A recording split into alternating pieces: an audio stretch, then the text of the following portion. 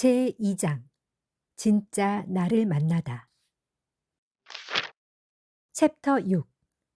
감정은 꺼내는 것이 아니잖아. 나는 결혼하고 나서 내가 괴물이라는 사실을 알았다. 그 전에 모르던 나 자신을 만난 것이다.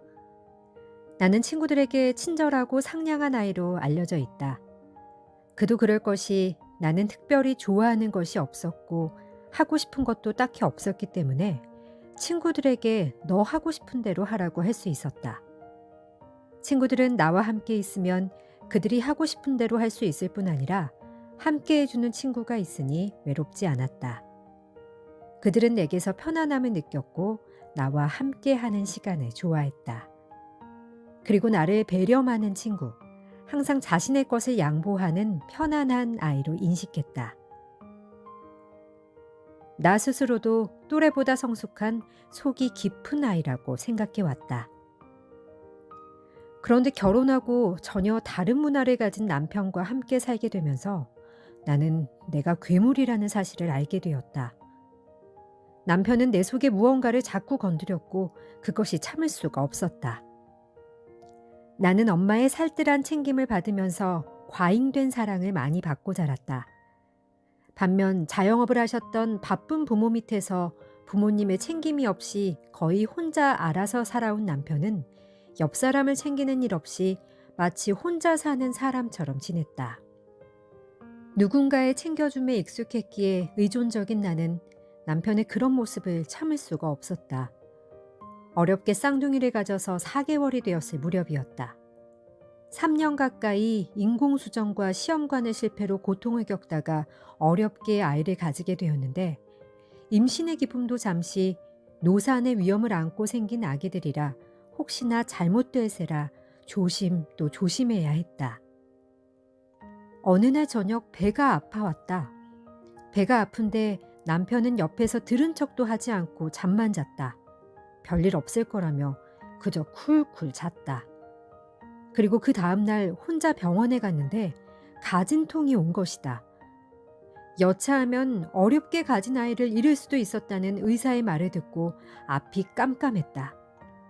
이렇게 심각한 상황이었는데 아이를 갖는 그 어려운 상황을 같이 겪어놓고는 부인이 아프다는데 문제를 해결해 줄 생각도 하지 않고 나 몰라라 잠만 잘 수 있는지 남편의 무관심에 온몸이 시려왔다.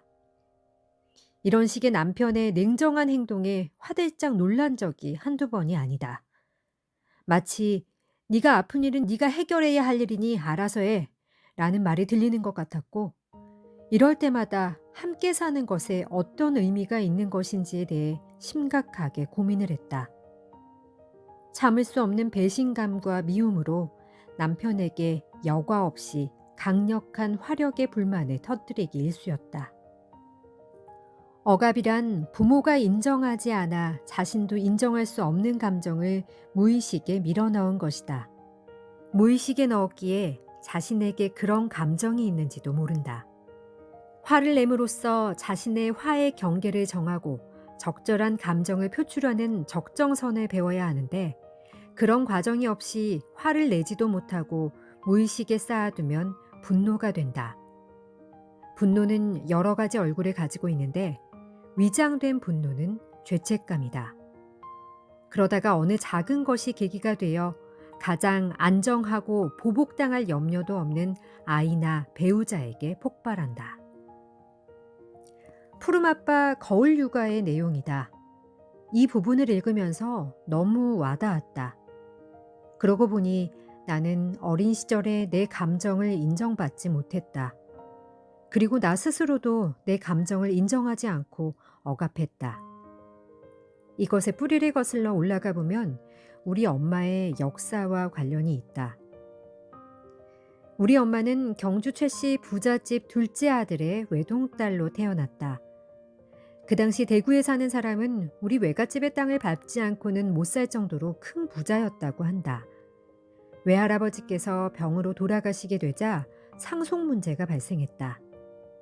둘째 아들이 죽자 시집 온 지 얼마 안 된 며느리에게 그 많은 아들 몫의 재산을 줄 수가 없다는 생각을 한 시어머니는 독하게 마음먹고 그 5살이 된 어린 딸, 우리 엄마를 며느리로부터 떼어내고 다른 곳으로 시집을 보내버렸다. 그때 쫓겨난 외할머니는 얼마나 시집에서 모진말로 당했던지 그 이후 딱 한 번 딸, 우리 엄마를 보러 온 이후에는 발길을 완전히 끊었다. 그래서 우리 엄마는 항상 당신이 아들이었으면 하는 말을 자주 한다. 엄마가 아들이었다면 함부로 우리 엄마의 엄마를 내쫓았을까? 아들의 중요한 시대였으니 다른 결말이 있었을지도 모르겠다. 엄마가 한창 필요한 나이에 우리 엄마는 당신의 엄마가 보고 싶어 병이 났다. 세상에 없는 보물처럼 물고 빨고 사랑해줬던 따뜻하기만 한 아버지가 사라졌는데 엄마마저도 함께 없어져 버린 것이다. 물이 없어진 물고기처럼 생명줄이 타들어가는 고통을 느낀 엄마는 부모님이 보고 싶다는 마음에 시름시름 앓았다. 어린 시절 우리 엄마의 별명은 아픈 아이였다. 부모 없이 큰 집에서 큰어머니 밑에서 얹혀 산 우리 엄마에게 그 어린 시절 얼마나 많은 슬픔과 아픔과 서러움이 쌓여 있었을까. 그 감정들은 아픔과 슬픔으로 골마터진 고름이 되어 찢어지는 듯한 통증을 느끼게 했고 우리 엄마를 마음뿐 아니라 몸까지도 아픈 아이로 만들었다. 엄마를 찾고 떼쓰는 어린 나를 보며 엄마는 괴로웠을 것이다. 나의 감정 표현은 엄마의 엄마가 없던 시절의 아픔을 자극해서 무의식에 꼭꼭 밟아 억압해 놓은 기억하고 싶지 않은 엄마의 불쌍한 시절을 의식으로 떠올리게 했다. 다시는 기억하고 싶지 않은 딱딱하게 굳어있는 고름을 다시 흐르게 하고 싶지 않은 우리 엄마는 괴로운 나머지 이렇게 말했다. 그만 뚝, 현지야. 감정은 못난 사람이나 표현하는 거란다. 좋고 싫고를 겉으로 표현하는 사람은 천한 사람이야. 양반들은 그렇게 천한 행동을 하지 않아. 좋아도 좋은 티 안 내야 하고 싫어도 싫은 티를 내면 안 된다. 감정은 꺼내는 게 아니야. 그렇게 엄마는 내 입을 막았다. 이해한다. 그래야 엄마의 아픔이 다시 의식으로 떠올라 자신을 괴롭히지 않을 테니까. 하지만 이 말은 내 마음에 병을 만들었다. 내 감정을 표현하는 것은 천한 행동이고 바람직하지 않다고 생각한 나는 내 속에서 일어나는 모든 감정들을 참았고 억눌렀다. 그러면서 점점 나는 내가 뭘 좋아하는지 싫어하는지를 모르는 무감각한 사람이 되어갔다. 남들이 웃을 때 왜 웃는지를 모르고 분위기를 맞추기 위해 눈치 보며 어색한 웃음을 짓는 사람이 되어갔다. 마치 내 인생이 연극인 것처럼 주어진 역할만 하는 삶에 익숙해갔다. 그리고 친구들과의 관계가 겉돌았다. 내 감정을 표현해 본 적이 없고 또 내 진실한 감정을 말함으로써 나를 공감받아 보지 못한 나는 결핍한 상태에서 친구들의 감정 표현을 진심을 담아 공감하는데 어려움이 있었던 것이다. 말 많은 것을 딱 싫어해서 말 많은 아버지와도 갈등이 많았던 엄마를 보며 나는 많은 말들을 지우며 살았다. 말을 많이 하는 것은 나쁜 성격이구나라고 생각하는 습관이 들여진 나는 나를 표현하는 것이 그렇게 어색하고 죄스럽다. 내 생각을 말하면 안 될 것 같은 느낌이 있다. 그래서 말이 없는 내가 친구들 눈에는 속 깊게 느껴졌겠지만 사실 나는 엄마에게 사랑받고 싶어 입을 닫은 그 순간에 머물러 있었던 것이다. 이것은 엄마를 떠나 혼자 살아가야 할 20대 이후로 나를 참 힘들게 했다.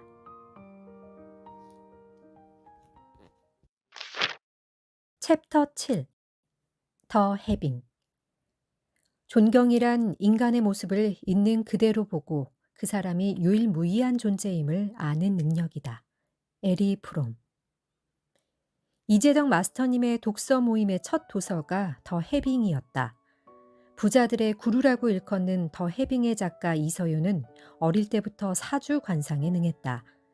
할머니의 조언으로 자신의 재능을 발견한 이서윤은 주역, 명리학, 자미두수, 정성학 등 동서양에 운명학에 입문한다. 워낙 부자들 사이에서는 유명해서 고등학교 때부터 이서윤 작가의 집에는 자신을 찾아오는 부자들의 행렬로 줄을 섰다고 했다. 이 책을 읽은 이유는 사람들에게 부를 가져오는 방법을 배우고 싶고 부를 끌어당기는 마음가짐을 가지고 싶어서였다. 어떻게 해야 복이 들어오는 건지 나에게 좋은 에너지를 끌어당기는 방법을 알기 위해서 이 책을 읽었다. 이 책은 감정을 굉장히 중요시하고 있었다. 우리의 감정을 생명력과 연결해서 감정을 어떻게 가지느냐에 따라 에너지를 끌어당길 수 있다고 설명하고 있었다. 그 에너지는 물질, 곧 돈도 포함하고 있다. 사람이 감정을 통해 자신의 에너지를 어떻게 관리하느냐가 원인이 되어 돈을 포함한 물질이라는 결과가 따라오게 된다는 것이 이 책의 요지이다. 특히 긴장과 불안과 같은 감정 상태는 우주 속에 경직된 주파수와 공명하고 이런 상태는 돈의 흐름을 밀어내거나 혹은 느려지게 한다는 내용이다. 그러면서 부정적인 감정을 잘 다스려 충만한 감정 상태로 나아갈 때 가장 자연스러움과 편안함을 느끼고 이로 인해 커다란 행운과 물질인 돈도 따라오게 된다는 것이다. 자신의 상황을 바꾸는 열쇠는 바로 자신의 감정이라는 말이다. 내 감정을 어떻게 다스리느냐에 의해 나의 부가 좌우된다는 아주 흥미로운 내용을 담고 있어 재미나게 읽었다. 내 인생 전체를 좌우하는 감정은 뭘까? 이 감정을 잘 다스리면 나에게도 부가 올 텐데 생각했다. 마음속에서 떠오르는 글자는 불안이다. 내 안에는 실수할까봐 불안해하고 두려워하는 아이. 옆에 누군가가 있으면 그에게 지적당할까봐 벌벌 떨고 있는 가련한 아이. 누군가에 의해 내 하루가 좌우될까봐 그 사람을 피하고 싶어 도망다니는 아이도 있다. 완벽주의 엄마 마음에 드는 행동을 해야 사랑을 받을 수 있다는 생각에 눈치 보고 외부를 살폈던 예민하고 결이 고운 아이. 그 아이가 바로 나다. 나는 나 자신으로 살아오지 못했다. 내가 누군지 모른 채 엄마의 기대대로 엄마가 원하는 요구대로 살아오다가 20대가 되어 큰 혼란을 느꼈다. 나에게 기대하는 외부의 시선과 과도한 애정이 무섭기까지 했다. 나의 욕구, 감정이 무시되는 것에 대해 나도 모르는 사이에 분노가 쌓여갔다. 내가 누군지 모른 채 나가 없이 부모나 친구에 의해 휘둘리는 삶이 싫었다. 나란 존재에 대한 존중을 받지 못했다는 생각이 들어서 억울했다. 타인이 시키는 대로 해주고 그들 요구에 감정의 찌꺼기들을 해소해준 대가로 사랑을 받았다. 내가 마치 기쁨조 같았다. 나의 존재 가치가 나 자신에게서 나오는 것이 아니라 타인을 기쁘게 만들어주는 것에 있다는 것이 피곤하고 힘들었다.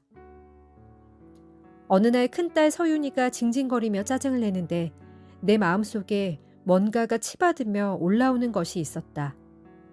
나처럼 감정을 제대로 표현할 줄 몰라 제대로 화를 내지도 못하면서 내부에 일어나는 불만을 화보다는 약한 짜증으로 표출하는 큰딸을 보자 화가 났다. 나 자신의 모습을 딸을 통해서 본 것이리라. 우리 엄마가 어린 시절 나의 투정을 보며 자신의 불쌍함이 떠올라 나의 입을 막았듯이 나 역시 우리 딸을 보며 내 감정을 어떻게 처리할지 몰라 당황한 딸의 이름을 한 또 다른 나에게 화를 내고 있었던 것이다. 왜 너는 분명하게 네 감정도 제대로 처리할 줄 모르니? 제대로 네가 지금 뭐가 불만인지를 말해. 모르겠다고 했다. 그러자 더 화가 났다. 왜 엄만 내 감정을 인정해주지 않아서 내가 뭘 원하는지 모르는 아이로 만들었어? 왜 엄마 자신만 옳다고 하고 내 감정을 인정해주지 않은 거야? 마음속에서 치받는 화가 애꿎게도 어린 딸에게 투하되었다. 정신을 차리고 나서 아이에게 미안해졌다. 우리 딸은 무슨 죄인가? 눈에 넣어도 아프지 않을 것 같은 딸에게 반복적으로 분노하는 엄마. 이제는 멈추고 싶다. 그러기 위해서는 누군가가 있는 그대로의 나를 사랑해주고 보듬어줘야 한다. 인정을 받아야 나의 내면에서 반복적으로 자기를 알아달라고 화를 내는 아기는 떠날 것 같다. 남편? 도저히 기대할 수 없다. 그럼 누가 상처받은 어린 나를 안아주고 품어줄 수 있을까? 나를 인정해주고 존중해줄 수 있는 사람은 누구일까? 아무리 생각해봐도 떠오르지 않았다. 절망스러웠다. 그 순간 갑자기 마음속 깊은 곳에서 네가 해 라는 목소리가 들렸다. 아, 내가? 내가 하면 되나? 그래, 좋아. 내가 해보자. 엄마에게 하고 싶은 말을 마음대로 못하고 속으로 꾸역꾸역 체할 정도로 집어삼키던 그 순간들을 떠올리며 현지야, 힘들었지? 말했더니 이 한마디에 눈물이 또르르 떨어졌다. 마음이 사르르 풀렸다. 현지야, 솔직하게 너를 말하면 엄마의 사랑을 받지 못할까봐 두려웠지? 어린 현지가 고개를 끄덕인다. 이젠 너에게 솔직해져도 돼. 그동안 너를 감추며 말하지 못하고 살았으니 이젠 솔직해지자. 그럴 자격이 충분히 있어. 그래도 돼.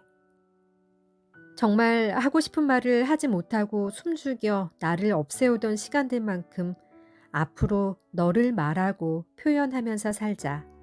괜찮아. 따뜻한 한마디에 햇빛과 바람의 우하에 나오는 나그네처럼 나의 옷깃이 열릴까봐 힘주어 외투를 꼭 잡고 있었던 손이 스르르 풀렸다. 있는 그대로의 나를 인정받고 싶었던 내 마음을 읽고 스스로 인정해주고 보듬어 주었더니 나도 모르게 경직되어 있었던 내 마음의 근육이 이완되고 있음이 느껴졌다. 있는 그대로의 나를 얼마나 인정받고 싶었는지가 느껴졌다. 그 인정해주는 존재가 내가 되어도 가능하다는 점이 놀라웠다. 이서윤의 더 해빙을 통해 에리 프롬의 있는 대로의 나를 인정하게 된 첫걸음을 뗄 수 있었다. 귀한 시간이었다.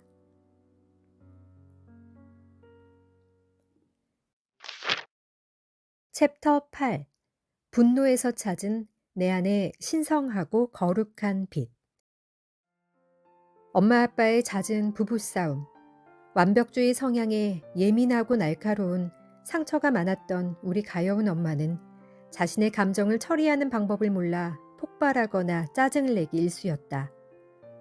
마찬가지로 자신의 속에 쌓여있는 분노를 제대로 표현하는 방법을 배우지 못한 과잉된 감정을 폭력과 파괴로 해소했던 자신의 화를 주체를 못하는 아버지의 모습을 보며 내 속에도 화라는 파괴적이고 폭발적인 분노 에너지가 차곡차곡 쌓여가고 있었다.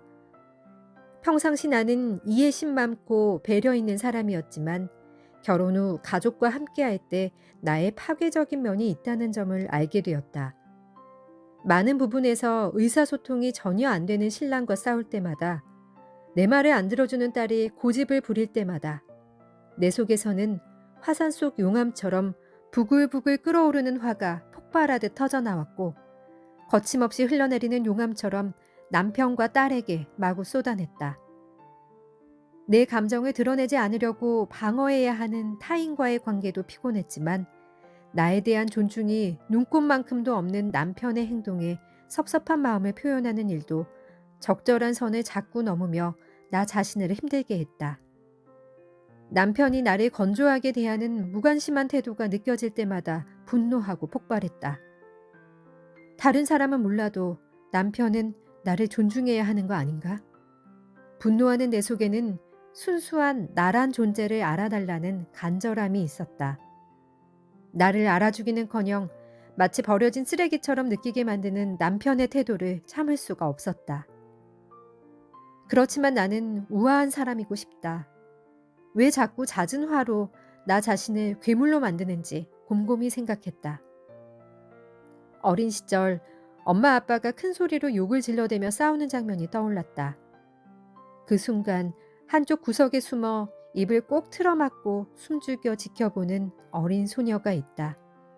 아빠가 엄마를 죽일 것만 같은 지옥 같은 상황에서 내가 할 수 있는 것이 아무것도 없다는 사실이 나를 쓸모없는 존재로 느끼게 했다.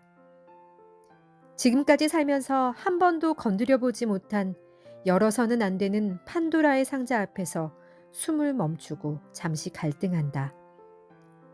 이 상자가 내 마음 깊은 곳에 계속 있어 왔다고? 의도적으로 모른 척해 왔는지도 모르겠다. 용기를 내서 뚜껑을 열어본다. 현지야, 무서웠지? 어린 마음에 얼마나 엄마 아빠의 싸움이 무섭고 힘들었니? 이렇게 말하면서 두 팔로 나를 감싸 안아줬다. 갑자기 코끝이 시큰해오면서 눈 부위가 뜨거워졌다. 뭔가 억눌린 에너지가 얼굴 뼈들을 뚫고 나오려는 듯 얼굴 전체가 뻐근해 왔다. 어깨가 들썩들썩하고 숨이 가빠온다. 관자놀이 부근이 아플 정도로 눌리면서 가슴 쪽에서 무거운 빗장이 삐걱거리며 둔탁하게 열리는 소리가 들렸다. 무거운 빗장에 눌려 숨도 못 쉬고 있던 울분이 고통스럽게 덜커덕 소리를 내며 어렵게 새어나왔다. 한번 빠져나오기가 힘들었지 한번 새어나오기 시작하자 거침없이 쏟아져 나오는 토사물처럼 벌컥벌컥 터져나왔다. 그리고 그 가슴 주변에서는 짐승에게서나 나올 법한 울부짖음이 토해졌다. 꺼이꺼이 숨이 가쁠 정도로 울부짖는 소리가 폭풍우처럼 휘몰아쳤다. 나 무서웠어. 진짜 너무 무서웠어. 그래, 무서울만 해. 얼마나 무서웠니? 제어할 수 없는 울부짖음 소리가 새벽의 거실을 뒤흔들었다. 우리 현지 잘 견뎠다. 잘했어. 대견하다. 어린 시절 엄마 아빠가 싸울 때 아빠가 엄마를 죽일 것 같아서 너무 무서웠어. 그런데 무섭지만 무섭다고 말할 수 없었어. 너무 무서운 나머지 그 이야기를 입 밖으로 꺼내면 엄마 아빠가 또 싸울지도 모른다는 생각에 아빠가 엄마를 죽여버릴지도 모른다는 생각이 들어서 감히 그 이야기를 꺼낼 수 없었어.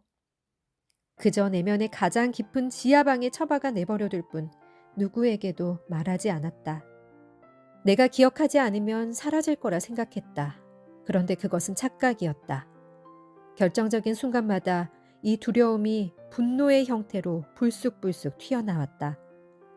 없애기는커녕 나와 밀착하여 마치 나인 것처럼 내가 무력하게 느껴지고 쓸모없는 존재로 느껴질 때마다 등장해서 깡패 역할을 했다.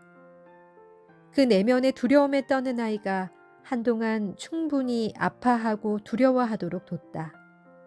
이런 모습을 지켜보고 있는 또 다른 나는 그저 고개를 끄덕이며 공감해주는 것밖에 할 수 없었다. 다른 어떤 위로의 말도 건네지 못했다. 이미 있는 그대로의 나를 인정해주고 사랑해주는 에너지를 가진 상태의 나는 신기하게도 내가 나를 울면서 인정해준 그날 이후로 사람들 앞에서 긴장하거나 떨지 않았다.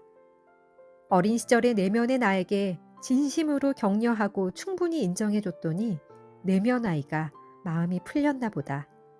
나는 평상심으로 컨트롤할 수 있는 상태가 되었다. 문득 나의 존재의 본질은 불안해하고 두려움에 떠는 나가 아니라 또 다른 좀 더 상위의 존재일까? 지금까지 분노하는 내면 아이가 나라고 생각해왔는데 아닌 것 같다는 생각이 들었다. 만약 나의 본질이라면 떠나지 않고 영원히 함께해야 할 텐데 두려움을 안아주고 충분히 공감해줬더니 마음이 풀리고 사라졌다. 불안에 떨며 겁에 질려 있던 아이가 온데간데 없이 사라져버렸다는 것은 불안이 나의 본질이 아니라는 뜻이다. 내가 나를 인정해줬다고 해서 나 자신의 본질이라고 생각해왔던 불안이 해소되었다는 점이 너무 신기했다. 내가 한 것이라곤 어린 시절 엄마의 완벽주의 때문에 힘들어했던 나를 알아준 것이 다였다. 엄마와 아빠가 싸우던 그 장면으로 다시 돌아가 혼자서 무서워하던 나를 안아주고 토닥여준 것이 다였다. 그리고 펑펑 우는 나를 다른 사람도 아닌 바로 내가 인정해주고 알아줬을 뿐이다. 그럼에도 불구하고 나는 이날 이후 안정된 사람이 되었다. 너무나도 의미 있는 경험이었다. 타인이 알아주지 않아도 내가 나를 알아주는 것만으로도 충분히 나의 마음이 풀리고 다른 사람이 될 수 있다는 경험은 신선했다. 그리고 새로운 깨달음을 줬다. 불안이나 두려움과 같은 상태는 내가 극복해야 할 내면 아이일 뿐 나의 본질이 아니라는 사실이다. 나는 그보다 더 훌륭한 존재였다. 타인을 통한 상담과 인정과 같은 절차가 필요하지 않을 수 있다는 놀라운 사실을 깨달았다. 나는 내 안의 문제를 스스로 치료할 수 있고 내 안에서 충분히 답을 찾을 수 있는 존재였던 것이다. 그렇다면 그동안 나를 두렵게 만들고 불안하게 만든 것은 완벽주의 엄마의 짜증이나 성격 급한 아빠의 분노 조절 미숙 때문이 아니라 그런 형상을 받아들이는 나였다는 통찰이 왔다. 즉, 내 생각만 바꾸면 되는 것이었다. 이 깜짝 놀랄 만한 경험은 이날 이후 내 안에 숨어있는 거룩한 빛, 불성, 영성의 존재를 깨닫게 해준 소중한 경험이 되었다. 부자가 되고 싶다는 마음에서 골라든 더 해빙은 나에게 가장 핵심되는 불안이라는 감정을 파고들게 했다. 그리고 어른이 된 이후 한 번도 꺼내보지 않았던 어린 시절 내면의 나와 만나는 경험을 하게 해서 진짜 원하는 마음, 즉 나 자신이 완벽하지 않아도 부족한 대로 내 존재를 인정받고 싶은 마음을 알아차리게 했다. 부족한 나를 인정해주고 사랑한다고 말하는 과정에서 나는 그동안 나를 두렵게 하고 눈치 보게 하고 불안하게 한 존재가 사실은 바로 나였음을 깨달았다. 이서윤의 더 해빙은 결핍을 제거한 있는 상태, 즉 내 안의 거룩한 불성, 영성을 깨닫고 이 영성을 해빙한 삶을 살아갈 수 있는 계기를 만들어준 고마운 책이 되었다. 에리 프롬의 존경이란 인간의 모습을 있는 그대로 보고 그 사람이 유일무이한 존재임을 아는 능력이라는 말이 보다 더 입체적으로 다가왔다. 우리 모두에게는 두려움과 같은 가짜 나가 아닌 진정한 내면의 거룩한 모습이 있다. 우리 모두는 무한한 잠재력을 가진 존재이므로 이를 인정하고 존중하는 마음이 존경으로 표현된다로 이해되었다. 우리 자신은 스스로의 문제를 치유할 힘을 가진 유일무이한 존재, 자신의 존재 가치를, 즉 내 안에 신성하고 거룩한 빛, 영성을 찾을 수 있는 존재였던 것이다. 108배를 하면서 그리도 찾고 싶었던 나란 존재의 거룩하고 신성한 빛을 내 삶의 가장 고통스러운 경험과 감정, 두려움 속에서 찾았다는 사실도 삶의 역설, 아이러니를 느끼게 했다. 니체의 말 중에 커다란 고통이야말로 정신의 최종적인 해방자라는 말이 있다. 내가 위기와 공경에 빠졌던 순간이 큰 축복을 받기 위한 과정 중의 하나라는 말을 깨닫는 거룩한 순간이었다. 챕터 9. 치유와 사랑의 존재. 나는 문득 엄마의 상처를 치유하라고 보낸 아이 같다는 생각이 앞에 글을 쓰면서 들었다. 엄마는 인생에서 친구란 존재가 한 명도 없었다. 아닌가? 이건 순전히 내 생각이다. 엄마가 따로 만나서 연락하는 친구를 본 적이 없기 때문이다. 설사 인생의 어떤 순간에 엄마의 친구가 있었다 해도 엄마 성격상 자신의 결점을 드러내는 것을 너무나 싫어하기 때문에 자신의 상처나 아팠던 과거 이야기를 털어놓지 못했을 것이다. 그런 엄마에게 나는 엄마의 과거를 어떤 비난이나 평가에 대한 두려움 없이 있는 그대로 털어놓을 수 있는 유일한 친구였다.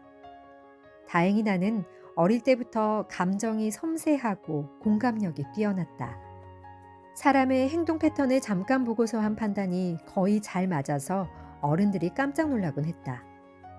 이건 엄마에게 들은 이야기인데 내가 5살 때 우리 집에 오신 남자 친척분을 보고 담배를 피우고 싶어 하신다는 것을 눈치채고 재떨이를 갖다 줬다고 했다. 그분이 우와 현지야, 어떻게 내가 담배 피우고 싶어 한다는 것을 알았니? 고맙다. 하면서 깜짝 놀랐다고 했다. 지금 생각해보니 상처가 가득한 엄마를 치유해 주시려고 하늘이 엄마에게 공감을 잘하는 나를 보낸 것이 아닐까?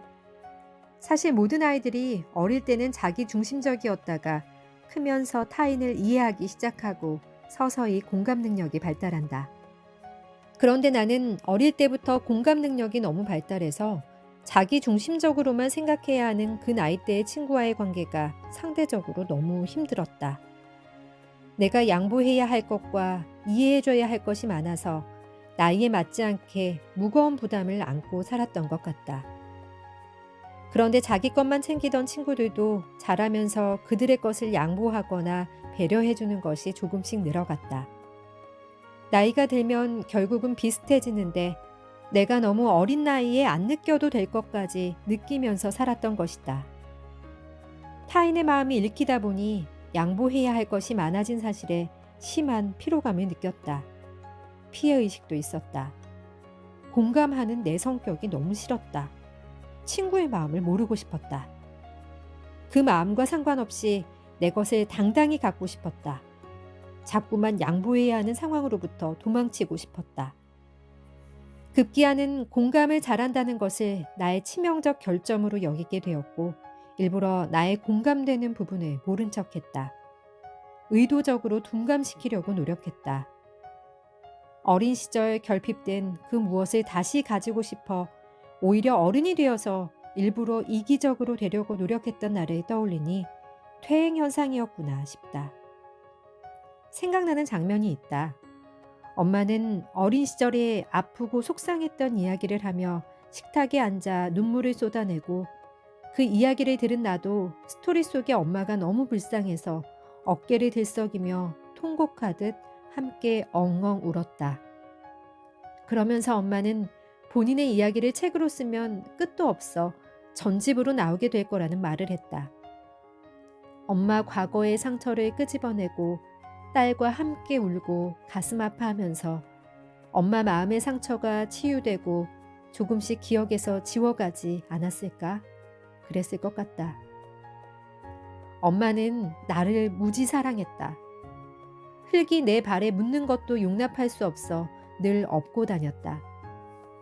엄마는 나를 너무나 사랑한 나머지 자신이 옳다고 생각하는 완벽의 기준에 내가 잘 맞춰서 해야 훌륭하게 클 것이라고 생각했던 것이다. 본인이 봤을 때 옳다고 생각한 것을 지나치게 강요했던 것이 나를 힘들게는 했지만 그 어린 시절에도 나를 지극히 사랑하는 엄마의 마음을 알았기에 또 착한 맏딸이었기에 엄마의 말을 따라야 한다고 생각했다. 그런데 그 말에 따르는 것이 버거운 나머지 왜 나는 그 말에 따르는 것이 힘들지? 난 부족한가 봐. 난 잘 못하는 사람인가 봐. 이렇게 생각하게 된 것 같다. 나를 통해 아이를 한 번 키워본 엄마는 내 동생부터는 약간의 방치를 했다.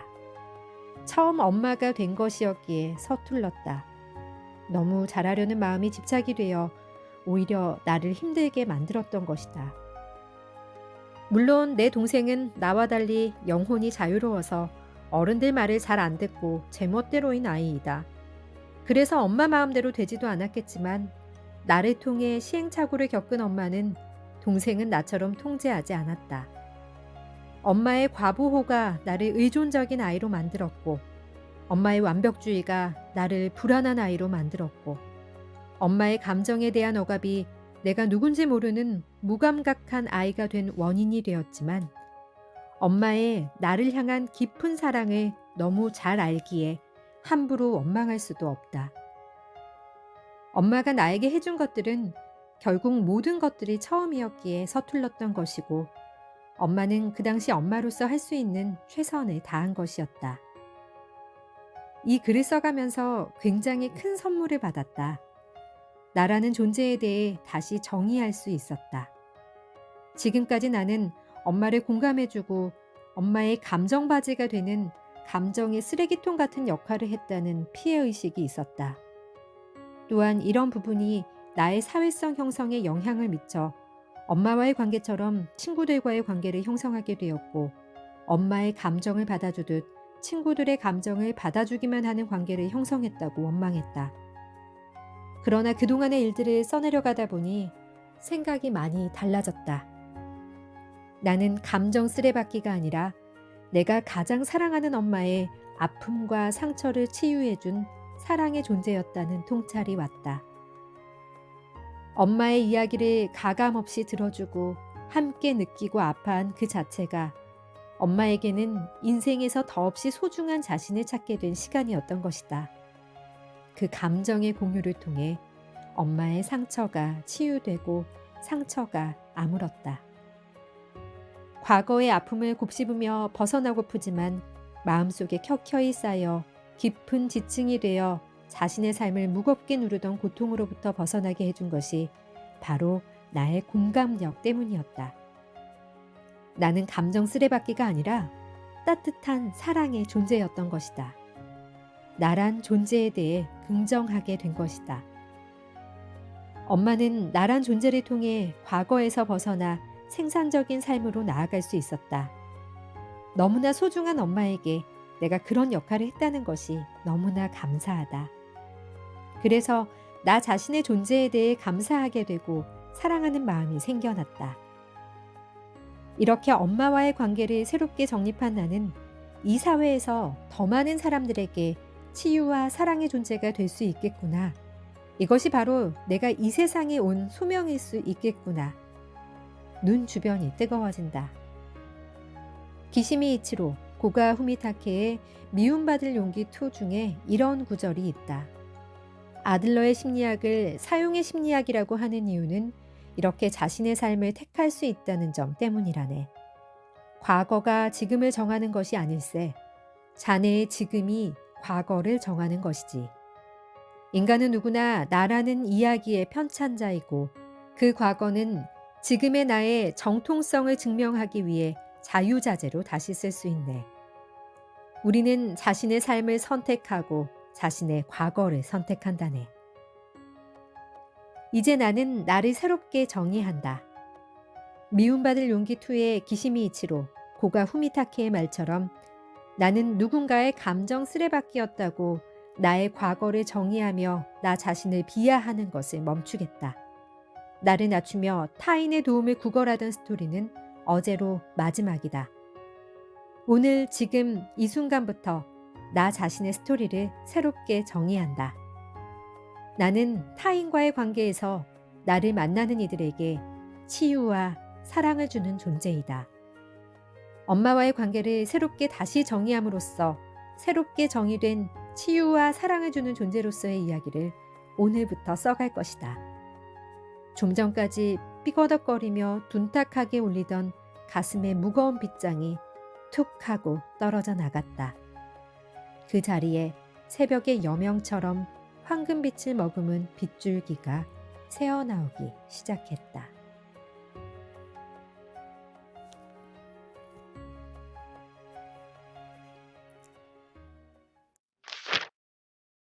챕터 10. 양면적인 감정의 공존. 코칭을 배우고 있다. 모든 인간은 자신의 문제를 스스로 치유할 수 있는 능력을 이미 자신 안에 가지고 있다는 철학을 바탕으로 한다. 그리고 질문을 통해 잠재된 내면의 소리를 일깨워준다. 이런 코칭 철학은 우리 엄마의 인생과 나의 인생이 어려울 때마다 의지했던 불교의 철학과 맞닿아 있다. 우리 속에 잠들어 있는 거룩하고 신성한 빛, 거룩한 불성을 깨우기 위해 우리는 기도를 한다. 불교에서는 우리 모두가 부처인데 우리의 부정적인 생각과 현실과 타협한 여러 고정관념들이 우리 스스로의 진짜 잠재된 모습을 가리고 있다고 본다. 끊임없는 기도 정진을 통해 나를 가로막고 있는 가짜 나를 걷어내고 본래의 모습을 찾아가자는 것이 바로 불교이다.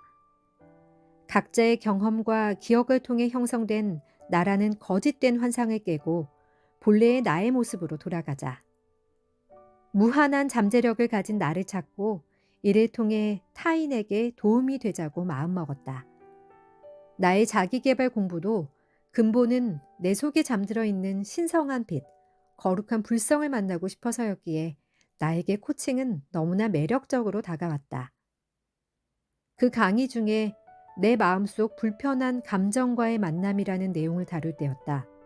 자신의 인생을 살면서 불편한 감정을 느꼈을 때를 한 명씩 돌아가면서 말하는 순서에 나는 또 우리 엄마의 완벽주의에 대해 말했다. 엄마의 높은 기준을 맞추기 위해 시키는 대로 하는 과정에서 얼마나 힘들었는지를 초등학교 시절에 바른 글자를 쓰게 해주려는 엄마가 내 글씨를 100번 정도는 찢은 것 같다고 말하면서 또 울컥했다. 아무리 따라 내버려도 없어지지 않고 가라앉아 있는 내 마음속의 불편한 감정들과 그때의 그 기억에 대해 말했다. 그리고 그 기억들이 이후 내 인간관계에 미친 영향들을 말했다.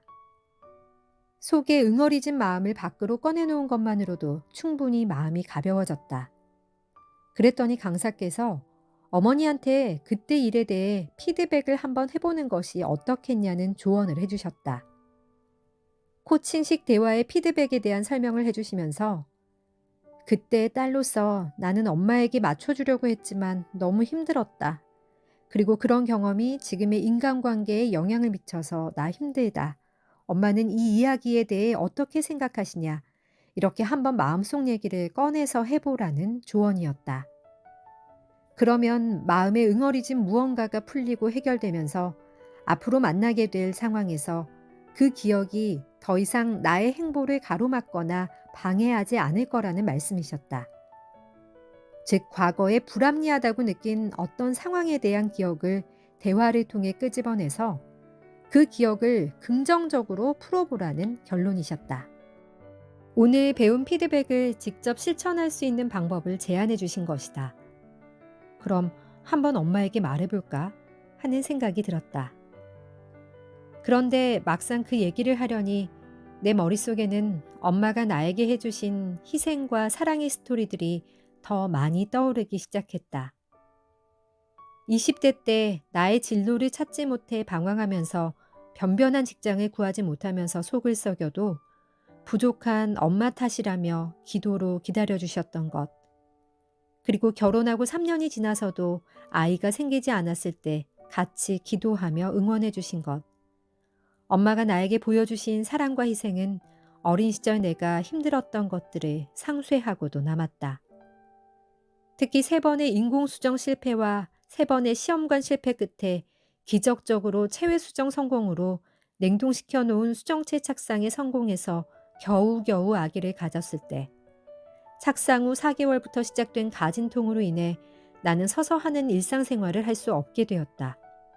아이가 흘러내려 유산이 될 가능성이 있다는 얘기를 듣고 엄마는 당장 친정으로 부르셨다. 나는 살아있는 인큐베이터가 되어 친정에 간 이후로 늘 누워서 생활했다. 머리를 감을 때도 화장실 문지방에 목을 대고 누워있으면 엄마가 머리를 감겨줘야 할 정도로 나의 임신 기간은 녹록지 않았다. 밥 먹을 때랑 병원 갈 때, 화장실 갈 때를 제외하고는 나는 계속 누워서 지냈다. 쌍둥이의 노산이다 보니 일반 병원이 아닌 대학병원에서 한 달에 한 번씩 진료를 받았는데 이렇게 직립보행을 해야 할 때면 배가 아파왔다. 그래서 병원 외출 후 이틀 정도 친정에서 쉬어야 다시 정상 컨디션으로 돌아오곤 했으니 우리 친정엄마의 고생은 말로 다 표현이 안 될 수준이었다. 누워만 있는 딸의 뱃속의 손녀를 위해 먹이고 입히고 씻기는 것까지 도와줬어야 할 우리 엄마는 얼마나 힘드셨을까.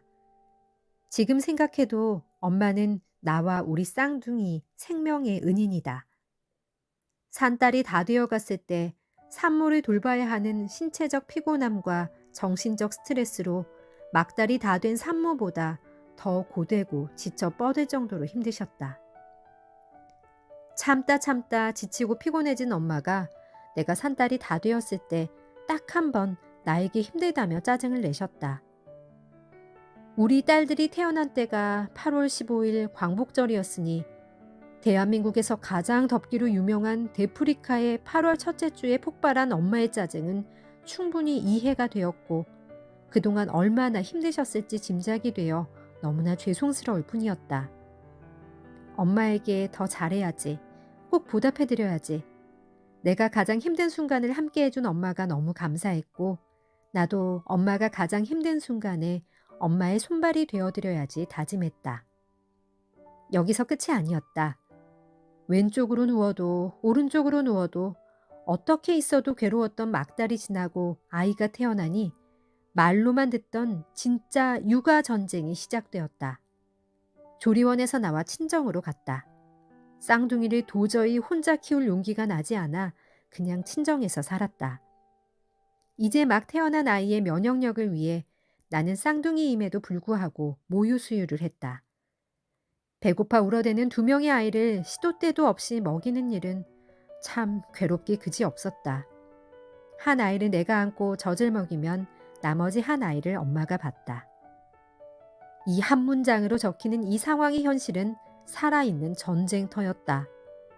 하루가 어떻게 가는지도 모르고 시간이 흘렀다.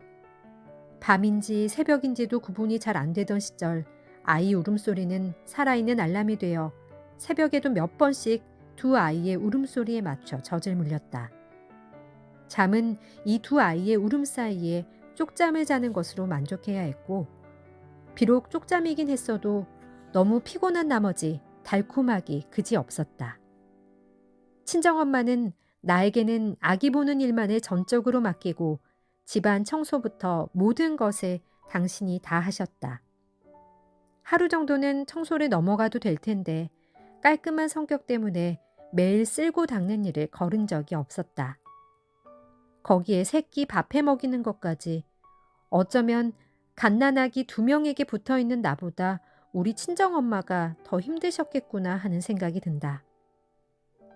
한 번은 아침에 일어나 보니 현관문이 활짝 열려있는 것이었다. 마치 한바탕 도둑이 다녀간 것 같이 거실은 폭탄이 되어 있었다. 정신없는 친정엄마와 나는 현관문을 잠그는 것도 깜빡하고 밤을 보냈고, 새벽에 도둑이 들어왔다가 30분 간격으로 우러젖히는 아기들 소리에 놀라 도망간 것이 아닐까 상상하며 아기의 울음소리가 도둑을 물리쳤다며 고생스러운 우리의 육아 스토리에 훈장을 달아주기도 했다. 엄마는 내 인생에서 육체적으로 가장 힘든 시기를 함께 해준, 마치 죽을 고비를 넘길 뻔한 전쟁을 함께 치른 전우 같은 존재다. 이런 엄마에게 엄마의 완벽주의 때문에 힘들었었다는 피드백을 해보라고? 이건 아닌 것 같았다. 차마 죄송해서 그런 말은 꺼낼 수 없다는 생각이 들었다. 그러는 한편 이렇게 감사한 엄마라면 모든 것이 다 감사하고 고마워야 할 텐데 왜 나는 엄마로 인해 힘들었던 시간들을 자꾸 끄집어내고 그로 인해 아파하는 것일까? 나는 너무 이기적인 존재일까? 분명 엄마에게 은인과 같은 감사함을 느끼면서도 또 한편으로는 원망이 분명 존재하고 있다. 나란 존재 정상인 걸까? 나 너무 은혜를 모르는 이기적인 사람인 건 아닐까? 챕터 11. 그리고 대화법. 코칭을 알게 되면서 나는 대화라는 주제에 관심을 가지게 되었다. 우리의 삶은 그물과 같이 얽혀있는 인간관계로 이루어져 있다. 인간관계를 만들어가는 도구가 있다면 바로 대화이다. 대화를 통해 누군가를 이해할 수 있는 길이 열리고 소통하게 된다는 점을 코칭을 통해 새삼스럽게 다시 깨닫고 있던 그중 대화를 보다 깊게 알고 싶어서 이 주제에 대한 책을 10권 정도 사서 읽어보았다. 그중에 하버드 협상 프로젝트를 설립하고 강의하시는 더글러스 스톤의 3명의 저자가 쓴 대화의 심리학이라는 책을 통해서 앞 꼭지에서 언급한 나의 양면적인 감정의 공존에 대한 새로운 이해를 하게 되었다. 실제로 이 책은 우리가 평상시에 아무렇지도 않게 대화하면서 사용하고 있는 사고방식의 맹점을 예리하게 분석해서 그 문제의 해결책을 명쾌하게 제시한 탁월한 책이다. 그 새로운 사고방식의 장착이 나뿐 아니라 현대인들에게 꼭 필요하겠다는 것을 느꼈고, 내용이 너무 좋아서 내가 참여하는 독서 모임에 PPT 자료까지 만들어서 소개할 정도로 푹 빠져 있었다. 우리는 대화를 하다 보면 갑자기 자기 자신이 생각해왔던 자신의 모습에 의문을 느끼게 될 때가 있다. 나 같은 경우 친정엄마의 사랑에 대한 감사가 깊음에도 불구하고 그 감사함으로 원망이 씻기지 않고 원망은 또 원망대로 자기 자리를 버젓이 차지하고 있음이 불합리하게 느껴졌다. 어쩌면 나는 배은망덕한 사람일지도 몰라. 어떻게 나에게 그렇게 사랑과 희생을 해주신 엄마에게 원망의 마음을 가질 수 있지? 하는 생각이 들면서 균형을 잃고 나 자신을 비난하는 마음을 갖게 되었다. 과연 이런 내가 상식적인 인간일까? 내가 너무 이기적이라는 생각이 들어 부끄러웠다. 원망의 소리가 목구멍을 타고 입 밖으로 터져 나오려는 순간 입막음을 한다. 이건 아니잖아. 나에 대해 다시 생각해 봐야겠다는 생각이 들면서 이런 감정을 어떻게 받아들여야 할지 혼란스러웠다. 엄마에 대한 감사와 사랑을 지극히 잘 안다면 원망의 마음은 가지지 말아야 하는 거 아니야? 엄마가 원망스럽다면 감사한 부분에 대해서도 인지가 안 돼야 하는 거 아니야?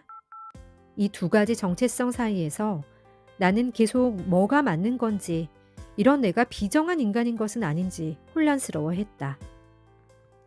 그런데 대화의 심리학의 저자는 감사하게도 이렇게 내가 균형을 잃고 쓰러지는 이유를 너무나도 깔끔하게 정리해줬다. 나 자신의 정체성을 취약하게 만드는, 그래서 혼란스러움을 느끼게 하는 최대의 원인이 바로 흑백 논리적 사고 때문이라는 것이다.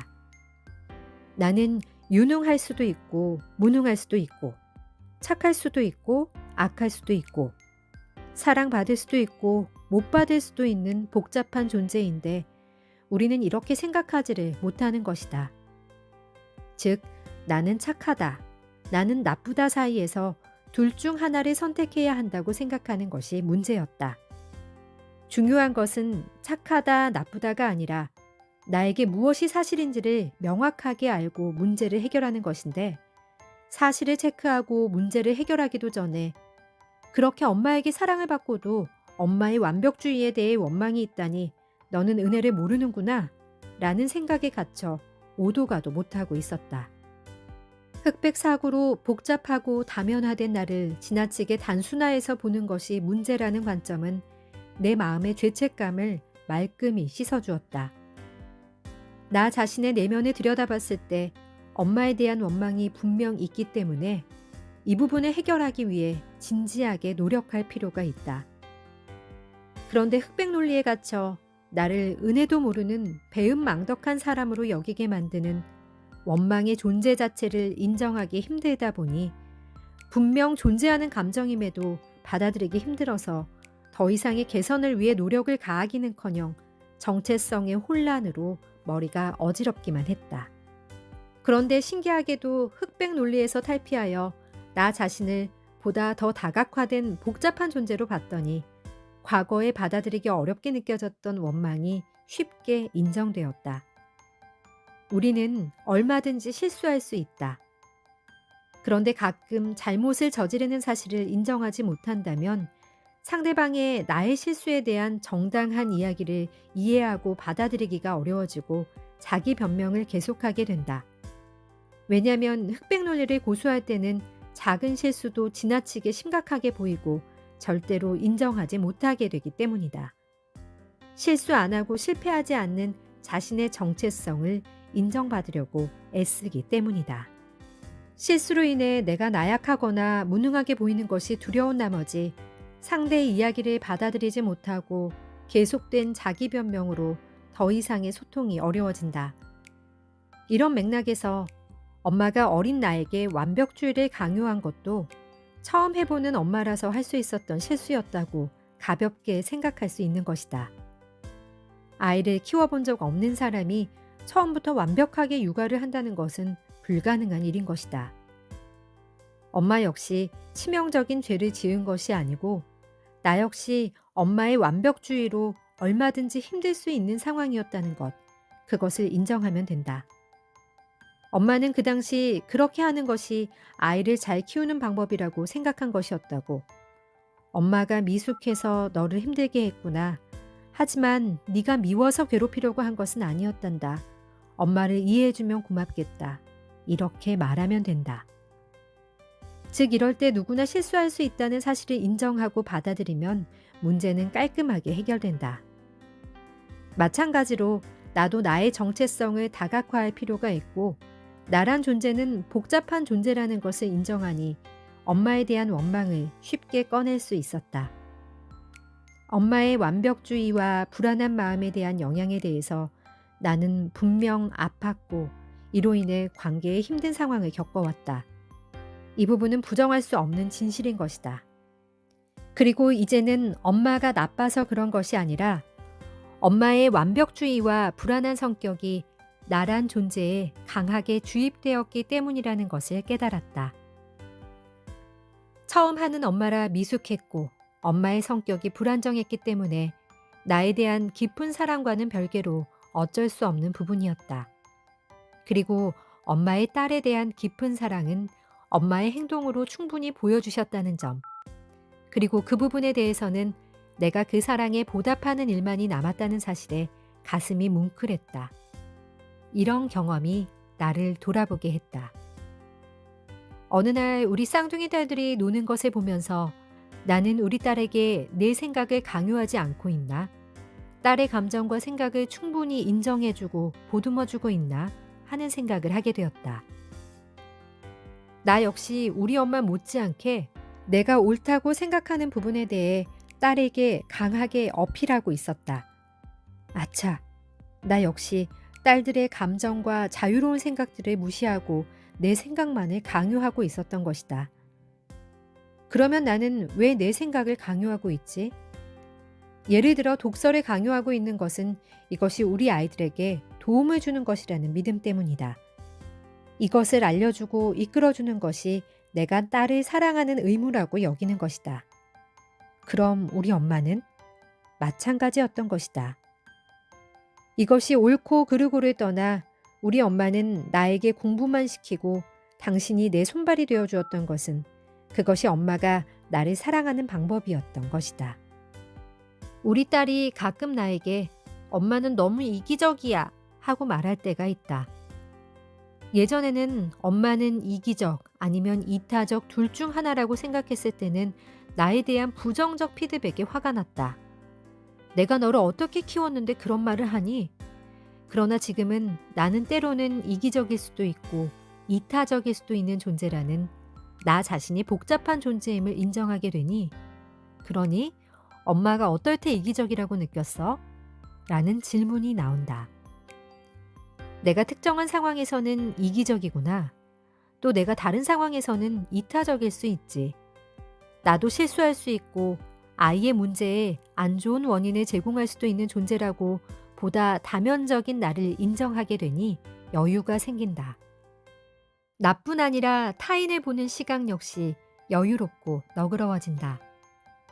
나는 이기적이고 이타적이고 그리고 실수를 할 때도 있고 완벽하게 일을 처리할 때도 있고 그리고 문제의 원인을 제공하기도 하고 문제를 해결해 주기도 하는 사람이다.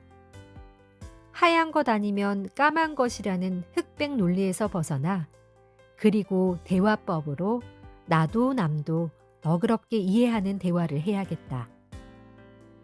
그리고 앞뒤에 붙은 문장의 여백에서 사람에 대한 복합적이고 입체적인 이해가 어떤 것인지 그 여유가 느껴진다. 마음에 쏙 든다. 그리고 대화법.